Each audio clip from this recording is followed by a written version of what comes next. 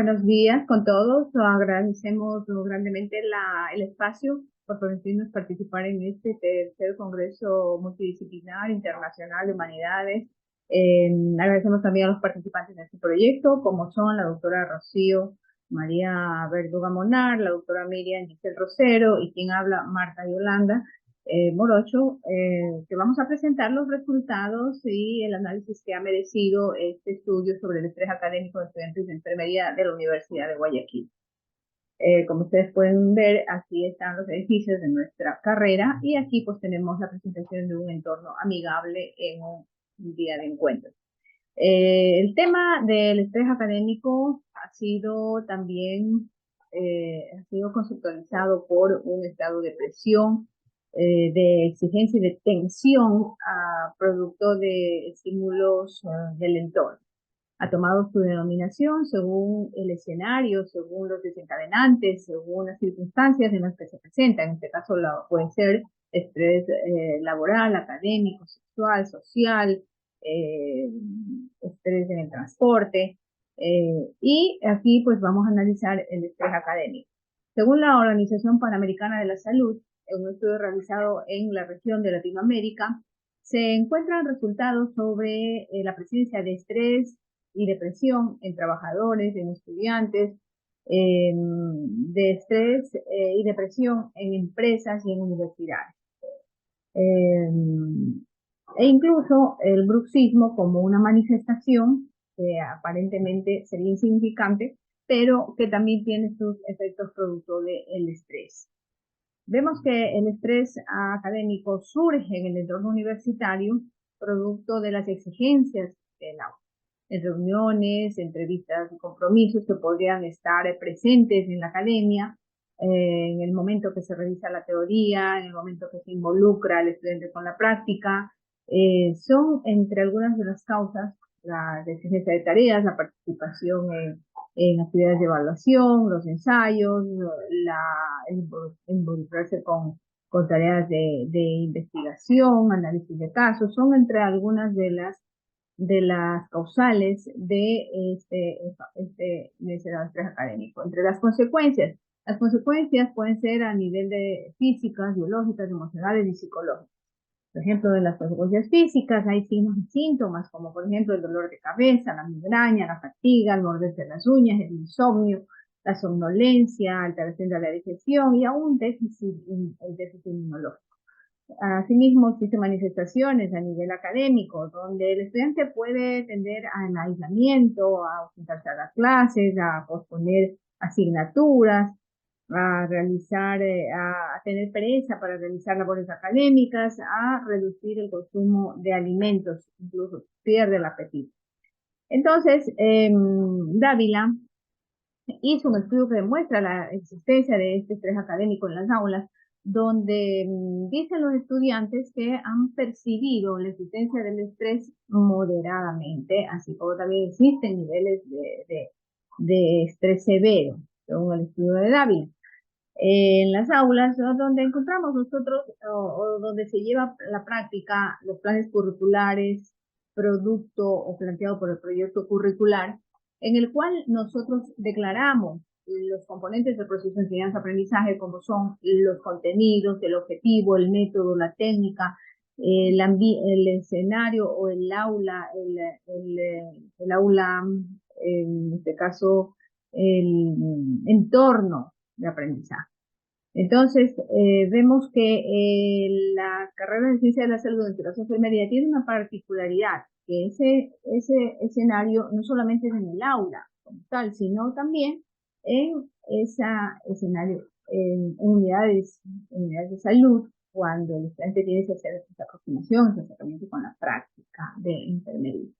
Entonces surge la pregunta, ¿existe el estrés académico en la enfermería? ¿Cuáles son esas manifestaciones? ¿Cuáles son esas consecuencias? ¿Cuáles son esas medidas reguladoras?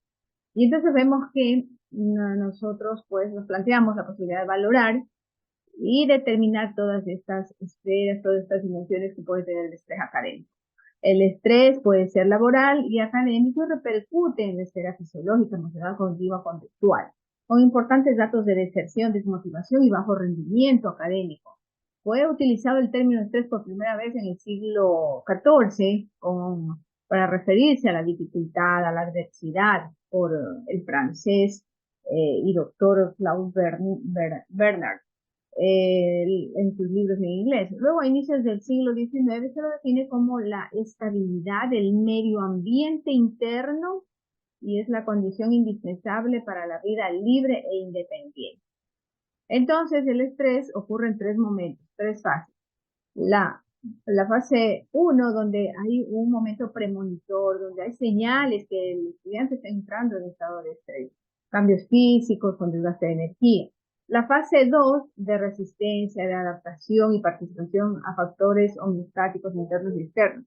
Y la fase 3 es el desgaste o agotamiento con la presencia de presión torácica, hormigueo estomacal, sudoración palmar y, y molestia lumbar. También tenemos teorías que argumentan estas manifestaciones de estrés y las posibilidades de regulación a estas funciones. Tenemos la teoría de Lazarus y Polman, quienes definen como aquel proceso dinámico que se da entre la persona y el entorno. En el Calista Roy, donde habla sobre el modelo de adaptación con estrategias de supervivencia y autodominio. La teoría de Betty Newman, donde implementó un modelo de manejo de factores internos y externos que concibe al sujeto como un sistema abierto y complejo. También tenemos en esta misma línea a Dorothy Johnson, donde habla del sistema de conducta que permanece estable temporalmente mientras la armonía exista, así existirá armonía interior y exterior. El estudio de Parrillo demuestra una relación entre autoestima y estrés académico, donde a mayor estrés, menor autoestima. El estudio de Kiliano demuestra la relación de inteligencia emocional y estrés académico, donde a mayor estrés, la inteligencia emocional se ve afectada. Pero también tenemos al planteamiento de Alomoto, que habla de la posibilidad de los amortiguadores de este estrés académico. La psicoeducación, son opciones de manejo del fenómeno, y es definido como la intervención psicológica destinada a facilitar el aprendizaje sobre un amplio rango de dificultades emocionales y comportamentales, sobre sus efectos y las estrategias para manejar. Entonces, estrategias de afrontamiento son la psicoeducación, la educación, factores socioeconómicos, el equilibrio interno de autorregulación, la resiliencia, el entorno familiar, social, armónico y paralelo a este escenario, entre los efectos está el aumento de ingesta de cafeína, el tabaco, los estimulantes, incluso los tranquilizantes que podrían ser algunos atenuantes, si se podría llamar de esa forma. Entonces se emprende este estudio de tipo cuantitativo, no experimental, de campo, descriptivo, en una población de 520 estudiantes, con una muestra de 120 estudiantes que fueron seleccionados por muestreo aleatorio simple y cumplen criterios de inclusión y exclusión, en los que se aplica el inventario Cisco de estrés académico creado por Barraza, que fue validado por el mismo Barraza, y que en España, al ser validado, tuvo una confiabilidad por medias de 0,87 y un alfa de coverage de 0,90. Entonces, los resultados que se obtuvo en este estudio son que prevalece el género femenino, como vemos en los gráficos, que los estudiantes manifiestan un moderado estrés, así como también se sienten muy estresados, que existen momentos de preocupación o nerviosismo, ¿no? Que existen señales de preocupación o nerviosismo donde existe un buen grupo que habla de un moderado estado de preocupación y nerviosismo. Entonces vemos esa relación de estos resultados con los estudios de López, donde también informa la presencia del estrés, la presencia del nivel de estrés que tiende a ser de severo a moderado, y también ha sido incidente en el género femenino. Vemos por acá otro resultado que fue revisado, examinado, como es la frecuencia dice, ¿con qué frecuencia te etiquetaron las siguientes instrucciones? En este caso, es decir, estas son causas, factores que condicionan a la presencia de este estrés. las competencias a las que se les sometido, la sobrecarga de trabajo, las evaluaciones, el tipo de trabajo de tarea encomendada, el no entender los contenidos de la clase, la participación, la exigencia en participar en actividades y el tiempo que fue asignado para las actividades. Entonces vemos que existe un grupo considerable que hace la referencia de que siente siempre ese estado de exigencia y así como también casi siempre. Aquí tenemos una tabla otra vez de la prevalencia del género que predomina y vemos que estos resultados coinciden con los hallazgos de Álvarez, donde también vemos que el estrés académico está presente a nivel medio, siendo las demandas, la sobrecarga de tareas, los mayores desencadenantes, las reacciones a nivel psicológico son entre algunas de las manifestaciones.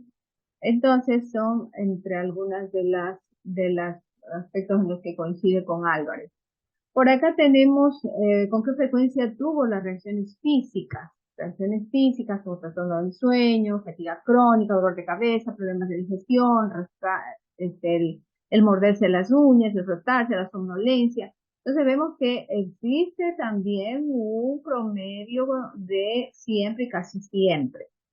Entonces estos efectos coinciden con algunos manifestados eh, por este autor, ¿no? Que en este caso, ¿cuál es nuestro autor? Veamos aquí. Coinciden también con el estudio de Álvarez, quien hace referencia a los efectos del estrés, ¿verdad? Con alteración del sueño, seguido de los cambios de niveles de actividad y los patrones de irritabilidad. Entonces son cambios, reacciones psicológicas, la inquietud, los sentimientos de depresión, la ansiedad, la angustia, problemas de concentración y sentimientos de agresividad. Luego tenemos también reacciones de comportamiento, donde prevalecen reacciones como que siempre hay un aumento o reducción del consumo de alimentos, hay un desgaste a realizar las labores escolares, hay aislamiento y hay conflictos o tendencias de polemizar. Entonces, siempre o casi siempre. También tenemos la preocupación o el nerviosismo para enfrentar estas situaciones. ¿Qué le causó esta preocupación con el nerviosismo? Las habilidades para enfrentar, ¿no? Las habilidades que debe cumplir, la elaboración de tareas, los elogios son la elaboración de planes de trabajo, los elogios, la religiosidad. Estos son los factores resilientes, amortiguadores, la búsqueda de información sobre la situación que está provocándole la atención, la ventilación, es decir, el conversar, el compartir, el dialogar con otra persona sobre lo que está ocurriendo. Entonces vemos que son entre algunas de las opciones que con frecuencia lo utilizan, entre siempre, casi siempre y algunas veces. Aquí tenemos expresiones de nuestros estudiantes donde hacen mención sobre ciertos estados de inconformidad, donde hacen referencia a algunas agresiones, incluso verbales, que son sometidos por los docentes al manejo del tiempo, donde hacen referencia a la desmotivación, a la tendencia al sueño, al cansancio, donde tienen incluso pensamientos de aislamiento y pensamientos de daño, ¿no? Daño a causarse daño para aliviar estas exigencias. ¿Qué más tenemos aquí? Finalmente concluimos y hacemos las siguientes recomendaciones. Que a partir de estos resultados es importante que se empiece por primero a diagnosticar el fenómeno y luego a trabajar sobre los desencadenantes y pensando pues profundamente que estas situaciones van a impactar directamente sobre la autoestima, sobre la inteligencia emocional y hay que trabajar con herramientas protectoras.